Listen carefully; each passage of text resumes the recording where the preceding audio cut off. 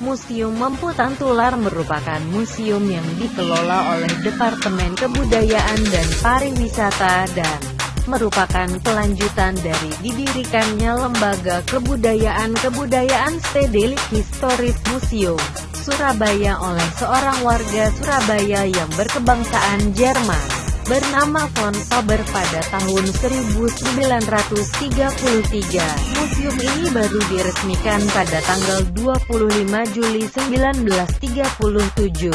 Museum Memputan Tular awalnya terletak di Jalan Pemuda No. 3 Surabaya, dan setiap ruangan di dalam museum terbagi dalam beberapa segmen seperti ruang koleksi, perpustakaan, kantor dan auditorium. Dalam masa kepemimpinan von Faber, beliau banyak mengadakan hubungan internasional menyangkut pembangunan dan perluasan museum.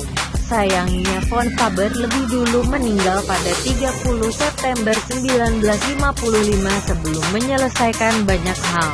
Kata bijak hari ini adalah, pada waktu Anda memberi ruang di hati Anda untuk kebencian, maka Anda sebenarnya sedang memberi pupuk bagi penderitaan batin.